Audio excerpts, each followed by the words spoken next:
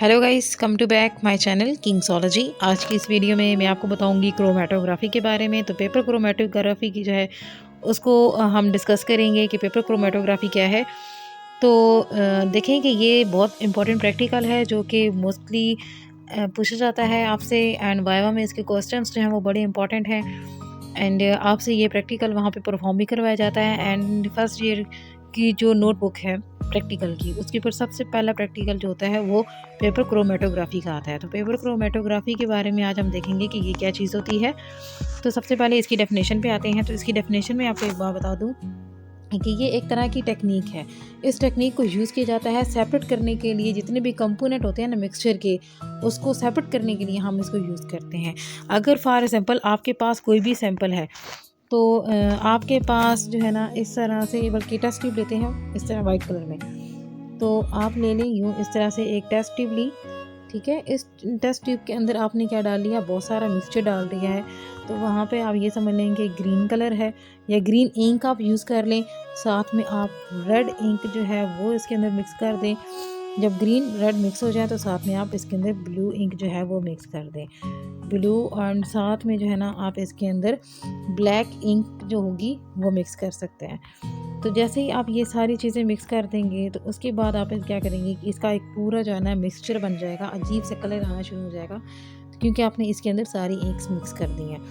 तो उसके बाद ये जो चीज़ है, अब ये जो पूरा मिक्सचर है इस पूरे को सेपरेट करना है। इसमें से ये जो सारी इंक्स मिक्स हो गई हैं इन सब को सेपरेट करना है। तो वही चीज़ जो है ना वो किस टेक्निक के साथ होगी, पेपर क्रोमेटोग्राफी के साथ होगी। तो अभी हम पहले इसकी देखेंगे कुछ फेजेस। देखें कि इसमें दो फेजेस होती हैं, एक स्टेशनरी और दूसरी मूविंग। तो अभी यहाँ पे ये दो चीज़ें बड़ी इंपॉर्टेंट हैं कि एक स्टेशनरी और मूविंग। मूविंग वो होगी जो मूव करके जा रही होगी, यानी कि जो आपने मिक्सचर डाला है, देखें कि ये इस तरह से कि अगर अब ये पेपर क्रोमेटोग्राफी है ना, तो इसमें आपने क्या लिया है, ये इस तरह का एक वाइट पेपर आपने यूँ ले लिया, बिल्कुल वाइट पेपर। ठीक है, तो जैसे ही आपने ये ले लिया है पेपर, इसके ऊपर इसके साथ आपने क्या किया है, नीचे एक बीकर सेट किया है। उस बीकर के अंदर जो है ना आपने एक सॉल्यूशन डाल लिया है, और वो सॉल्यूशन आप समझ लें कि कोई भी है, कोई भी जो सॉल्यूशन है ना वो आपने इसके अंदर एंटर कर दिया। तो ये जो सॉल्यूशन है ये इसके अंदर आ गया। उसके बाद आपने वो जो इंक वाला स्पॉट था वो यहाँ पे लगा दिया। ठीक है, इस तरह एक लाइन खींच लेनी है नीचे से 2 सेंटीमीटर की, और यहाँ पे वो स्पॉट लगा दिया यहाँ पे। अब ये जो आपका लिक्विड है जो आप यूज़ कर रहे हैं, इसको हम कहते हैं, ये इसकी मूविंग फेज़ है, क्योंकि ये इस पेपर को यहाँ से ना वेट करेगी, और वेट करते करते करते करते यहाँ ऊपर तक ले जाएगी। और जो दूसरी है स्टेशनरी फेज़, स्टेशनरी फेज़ ये खुद पूरा एक पेपर है जो कि ड्राई होता है, और एक ही जगह आपने इसको क्या किया हुआ है, यहाँ पे लटकाया हुआ है या फिर हैंग किया हुआ है। बाकी ये जो लिक्विड ऊपर, ये जिस सॉल्यूशन में आपने इसको रखा है, वो जो सॉल्यूशन ऊपर चढ़ के जा रहा है, तो इसको हम बोलते हैं ये इसकी मूविंग फेज़ है। यहाँ तक आपको क्लियर हो गए। तो उसके बाद जो है ये इस तरह से होती है क्रोमेटोग्राफी। अभी जो है हम देखेंगे कि किस तरह से आगे होगी। पहले इसका फार्मूला देखते हैं कि ऊपर मूविंग फेज़ होती है और नीचे जो है वो स्टेशनरी फेज़ होती है। तो मूविंग फेज़ है और नीचे जो है वो स्टेशनरी। तो ये आपने याद रखना है, तब आप जाके KF की वैल्यू निकाल सकते हैं, कांस्टेंट की जो वैल्यू है वो फाइंड कर सकते हैं। अभी मैं आपको ये दिखाऊंगी कि कैसे। तो सबसे पहले आपने क्या करना है, जो मटेरियल है वो आपने सेट कर लेना है कि मटेरियल आपको कौन कौन सा चाहिए।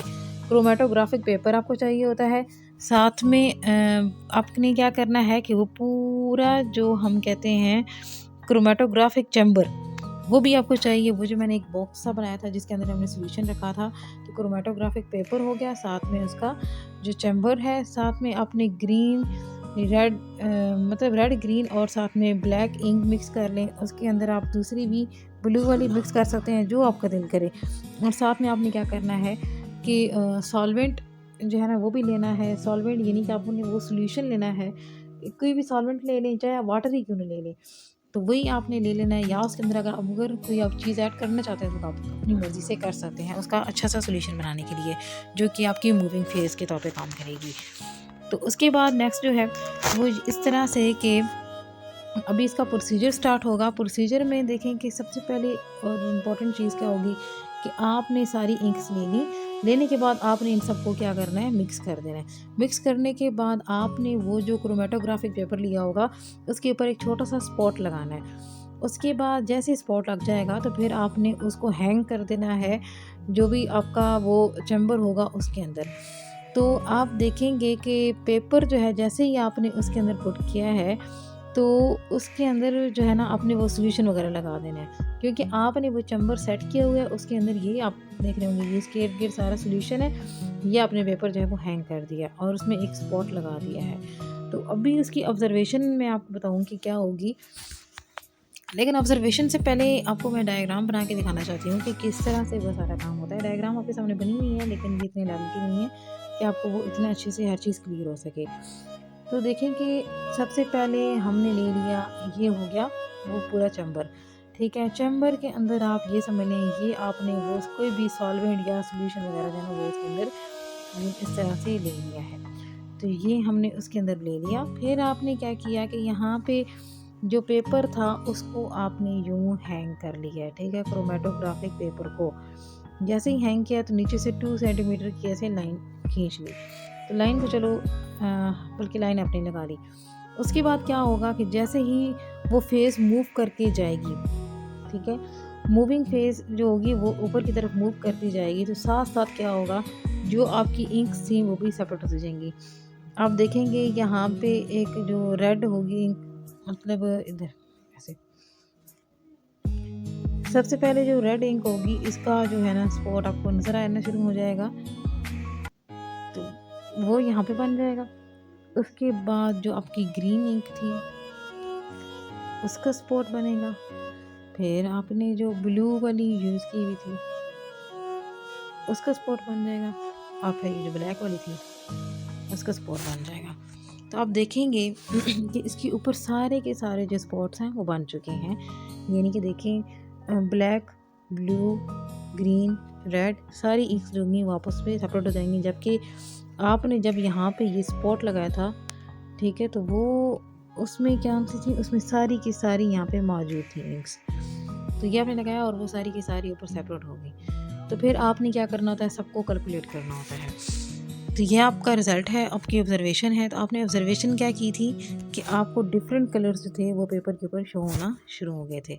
एंड साथ में हमने क्या करना है, कैलकुलेशन में सारा डिस्टेंस मेजर कर लेना है कि कौन सा कलर जो है ना वो कितने डिस्टेंस पे था पेपर के ऊपर। आपने देखा था ना कि इस तरह से अगर पेपर था तो उसके ऊपर आपने देखा था, यहाँ से अपने लगाना शुरू किया था, इस तरह वो उसके ऊपर स्पॉट बने। तो आपने देखना होगा कि कितना डिस्टेंस जो है उन्होंने कवर किया और कितना कितना डिस्टेंस जो है ना वो सब ने कवर किया। तो ये सारा आपने कैलकुलेट करना होता है इसके अंदर। और कैलकुलेशन के बाद फिर आप क्या करते हैं, आप ये देखते हैं कि आपकी मूविंग फेस कौन सी थी और आपकी जो दूसरी स्टेशनरी फेस थी वो किस तरह की थी, और उसके हिसाब से आप RF वैल्यू जो होती है वो फाइंड कर लेते हैं। RF वैल्यू आपके पास आ जाती है। तो होपफुली आपको ये टेक्निक समझ आ गई होगी। अगर आपको कोई भी मसला हो, कोई मतलब परेशानी हो इसमें, या कोई चीज़ समझ ना आ रही, तो आप कमेंट बॉक्स में लिख के पूछ सकते हैं। तब तक अल्लाह हाफिज़, टेक केयर।